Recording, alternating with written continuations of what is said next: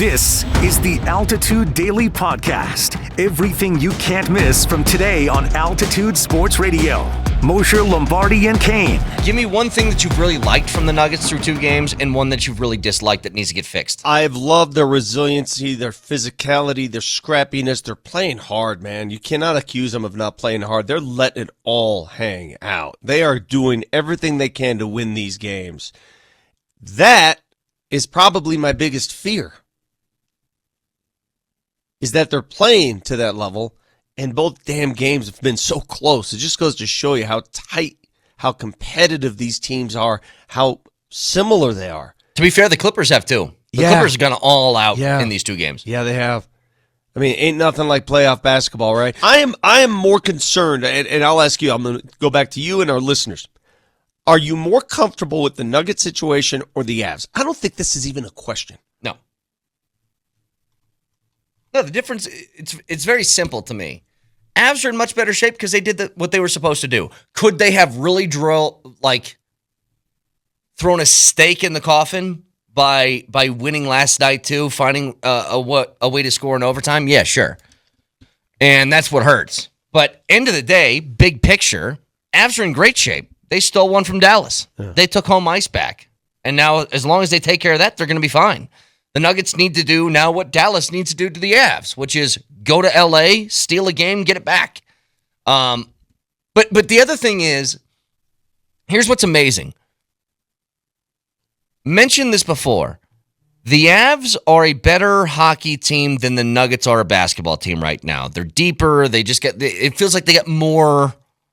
They're more complete than what the Nuggets are. But both of these matchups that they find themselves in feel like these teams are neck and neck, right? Both of them. Yeah. Like the Avs, I think they're better than the Stars. It's not much better. And the Nuggets and the Clippers, I don't know who's better. I don't know who's better either. I have no idea. You know, it's funny. Bruce Brown was at the game, as we've said, and I ran into Bruce, talked to him a little bit, and I said, dude, just go suit up right now. Yeah. If you injected Bruce Brown into that game, if you just gave him a uniform at halftime. Can we sign him to a 10-day? Isn't that allowed?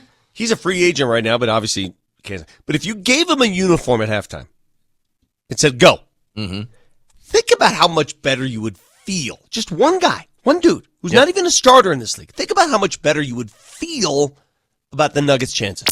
The Altitude Daily. The Morning Sprint. It's tough to put the blame on Joker there. I do believe the right idea was play it out, get your 3, don't take the timeout. But when he turned around and chucked up that prayer 3, Jamal was on his left hip, nobody guarding him. And I know things happen at the snap of a finger with under 3 seconds to go in a game, with defenders closing in on you. I think a pass to Jamal Murray, we go into overtime last night.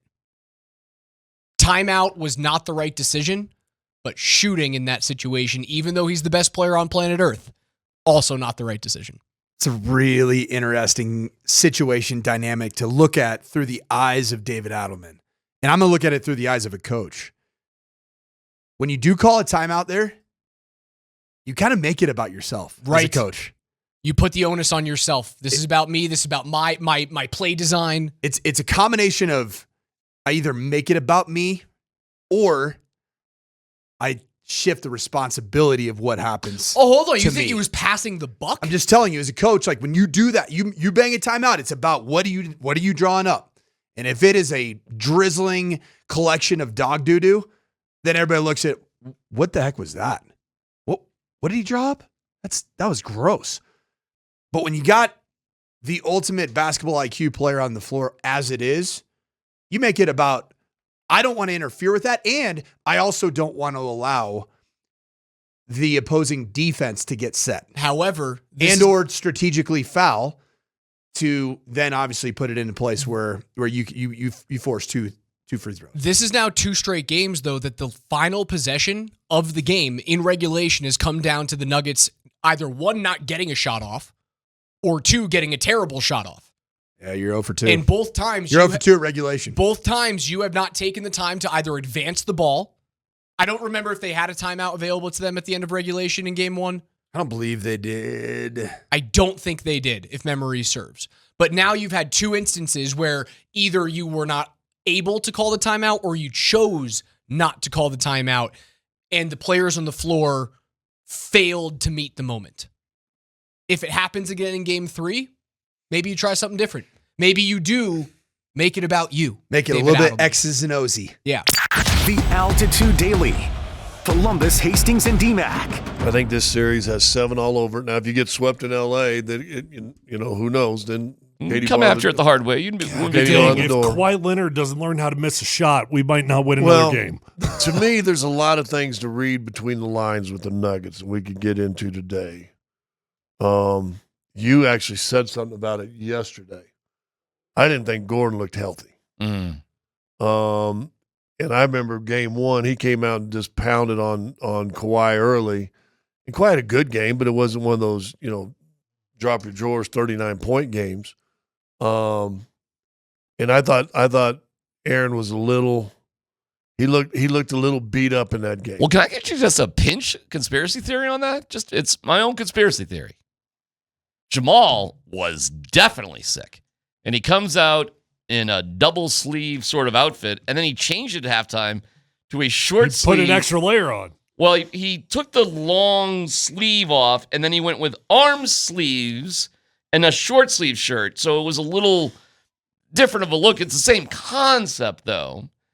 And afterwards, in the press conference that he did, I was like, oh, my God, this guy he looks pale. He looks, sullen. He looks sick. He literally looks sick. Aaron Gordon, I was there Sunday, and Aaron Gordon, I told you, he was like, what's going on here, man? He's just like, he looked beat up. He looked beat up. He played great. Then Joker last night, he comes out and he's like, like clearing his throat, and he's raspy. Now, he might just be yelling a bunch in the game and just a little tired. But I'm sitting there, I'm like, wait a second, is there something like going on in the locker room right now? And not is there only something that, happening? not only that with Joker, just in terms of there's some illness or something.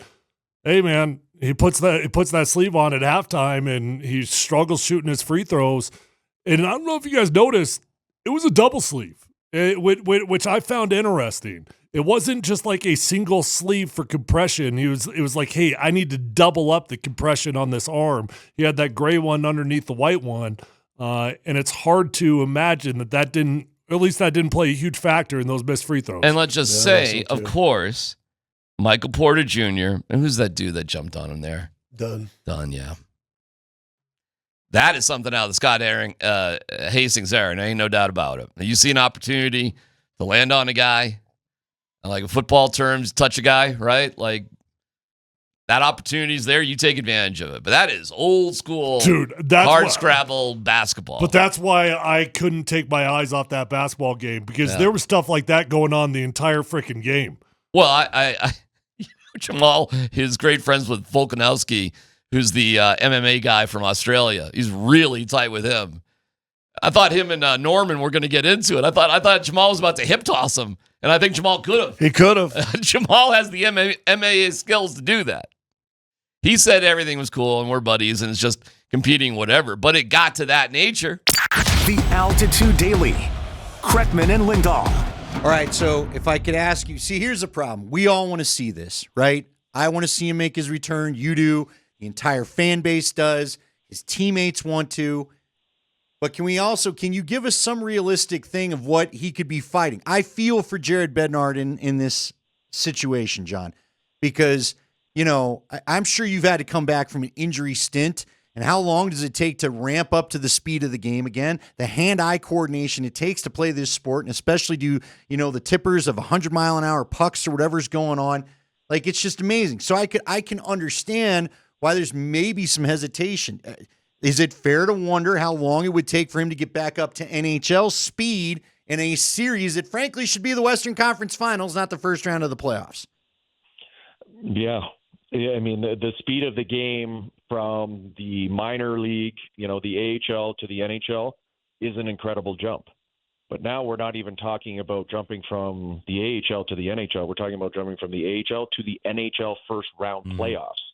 When the emotions are so high. Everybody is so jacked up. Everybody's so revved and ready to go and fired up. And you're going to throw him into that. But I feel like Landy is that kind of guy. He's that kind of competitor that he would say yes.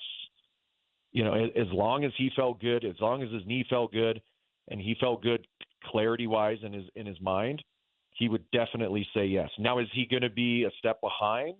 I don't think he's going to be too many steps behind, but yeah, he's going to be a little slow. Like let's be honest. You're not going to be getting, you know, Gabe Landeskog from 4 years ago with no injuries, just buzzing around, hammering guys, beating the wheels off of guys like, you know, Braden Chen, all that kind of stuff. I don't know if you're going to get that, but I think you'll still get a quality hockey player that has a good hockey mind, that knows where he's at in his game and his abilities right now. And he could certainly be utilized. You know, is he going to go out there and play 20 minutes? Absolutely not. There's no chance that's going to happen. But could he give you a solid 10? You know, 9 to 12 minutes, somewhere in there? I think he's capable of that. You've been listening to The Altitude Daily. Catch us live weekdays on 92.5 FM, the Altitude Sports Radio app, twitch.tv/AltitudeSR, youtube.com @Altitude Sports Radio, and your favorite smart speaker. Say Altitude Sports Radio.